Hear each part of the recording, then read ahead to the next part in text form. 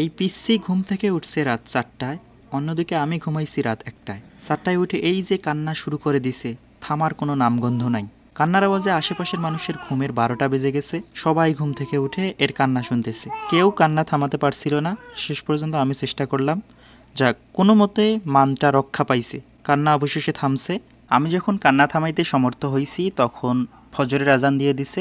আর তো ঘুমানোর সময় নেই। যাই হোক, শেষ পর্যন্ত কান্না থামাইতে পারছি, নিজের মানটা অন্তত রক্ষা পাইছে। আসসালামু আলাইকুম, welcome to day 18 of 365 days. ফজরের পর ডিরেক্টলি পড়া মুখস্থ করতে বসছি। এই সময়টা আমাদের মাইন্ড খুবই ফ্রেশ থাকে, অন্যান্য কোনো চিন্তা মাথায় আসে না। এজন্য এই সকালের সময়টায় মুখস্থ পড়া খুবই ভালো হয়। তাই আমি চেষ্টা করি সকাল টাইমটায় মুখস্থ পড়া পড়তে। এটা ছোটোবেলা থেকেই, ছোটোবেলায় উঠেই আগে মুখস্থ পড়া পড়তাম, তারপর ধীরে ধীরে অঙ্ক এবং অন্যান্য সাবজেক্ট করতাম।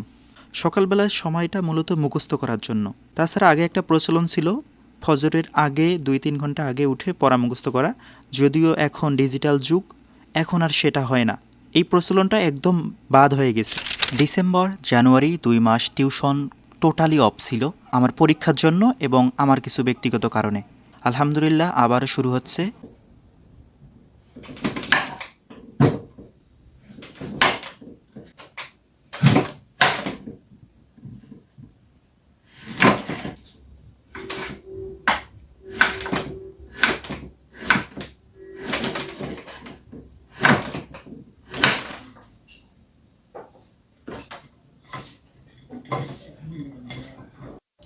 আমাদের মুস্তাহিন আগের চেয়ে অনেক ভদ্র হয়ে গেছে। সন্ধ্যাবেলায় টিউশন যাওয়ার সময় বলে গেলাম যে পড়তে বসবি, ভদ্র ছেলের মতন পড়তেছে। অবাক হওয়ার বিষয়। না ঠিক আছে, ছোটো ভাই লাইনে আসছে। পরপর কতগুলো কমপ্লিট হলো? কমপ্লিট হয় নাই, রিভিশন দেওয়া হয় নাই, হয়েছে? গুড।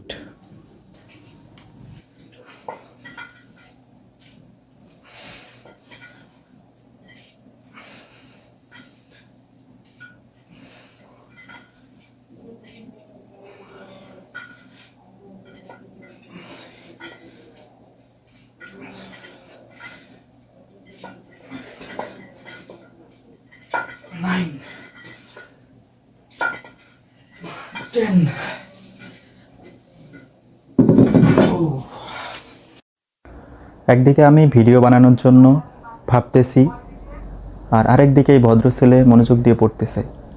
আজ আমাকে ছাড়াই গেছে। Good job.